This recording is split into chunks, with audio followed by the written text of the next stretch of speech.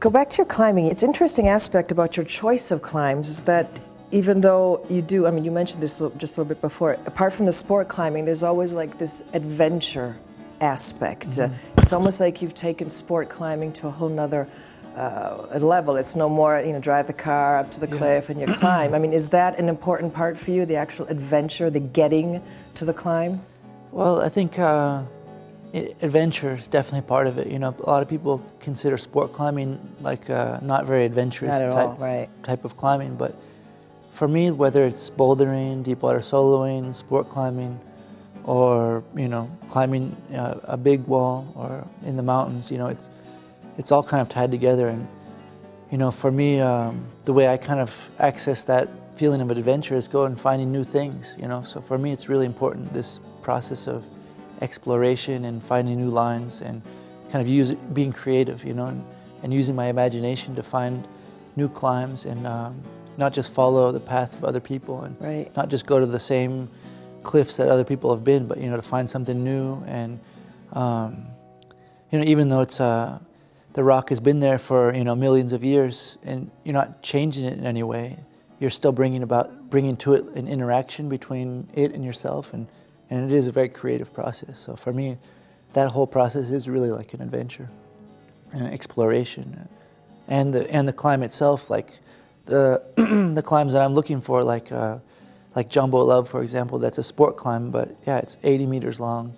It's like in the middle of the desert. You have to take a 4-wheel drive road to get there, and it's not typical in any way. So I think it is interesting to try to blend these different styles together, you know, in the same way that I took kind of my experience from sport climbing and bouldering and trying to find something that was really difficult in the form of sickle block. Yeah. So always trying to take these different styles and kind of mix them together and create something new and kind of innovative and something that's fresh and inspiring. You know, but for me, it's really important just to, for my own personal motivation, is just to stay motivated and inspired by new things. You know, by seeing something in a new way from a different angle. Not, you know, I never am motivated just to repeat the same old thing.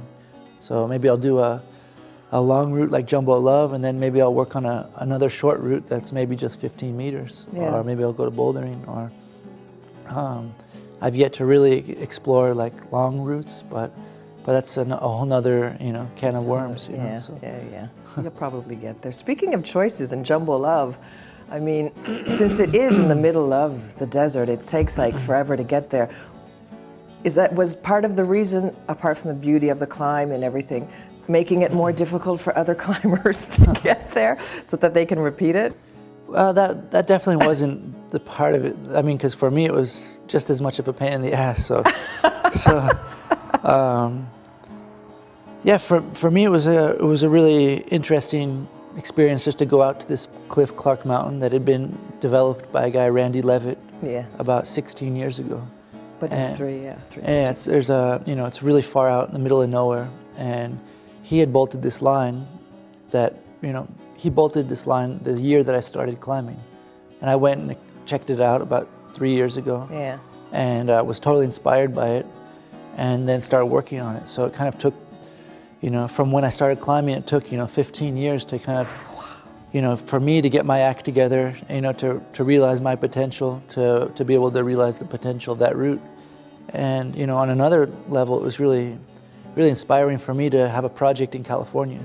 You know, all these years I've been doing hard routes in Spain or in France or in other parts of the world, and it meant a lot to do a first ascent of this level and this level of quality in my home state. So it was really, you know, kind of coming full circle, and to be home and to establish something that's, you know, the hardest, best climb that I've ever done, you know, right in California. Well, it's become like the benchmark also for that level of climbing. So, I mean, it's like I think there's different types of evolution going on in climbing. There's the evolution of difficulty, and there's also the evolution of kind of aesthetics. You know, I mean, it's possible to have a really hard route that's really not very beautiful to look at or to climb on. And that doesn't interest me at all, you know. Yeah. I'm interested in finding something that's totally spectacular, and that's also at my limit. So trying to find these two things together is not very easy, you know. You can walk to any 10-meter piece of stone and find a 9B if you look for it. But to find one that's absolutely perfect and stunning and in a beautiful location is really special and hard to come across. So it's part of the beauty of it. Yeah. Yeah. So when I found Jumbo Love, I was super inspired by it, and instantly just dedicated myself to that climb. One last question, Chris. One of your trademarks when you climb is the yelling. Oh, okay. That's so cool. You're like the John McEnroe on the rock, man. Does that kind of pump you up? Well, it's kind of funny because actually it all started from this guy Boone Speed. Yes. So he was kind He's of in like your movie also, right? Yeah, and he was kind of like one of my idols when I was a young kid. And I was always watch him climb, and he would always be screaming. And so I think I kind of tried to mimic him at first, and now it's just kind of the way I climb. I think it's maybe similar to like martial arts. When someone does a kick or a punch, it helps energize that movement, or emphasize it. So on certain really hard moves, I'll definitely throw out a little yell, to try to pull down that much harder. I have a feeling we'll be hearing a lot of people copying you now, screaming on the rock and yelling. It was great talking to you, great meeting you, and good luck with everything. Yeah, thanks, likewise. Okay. Cool. Chris Sharma.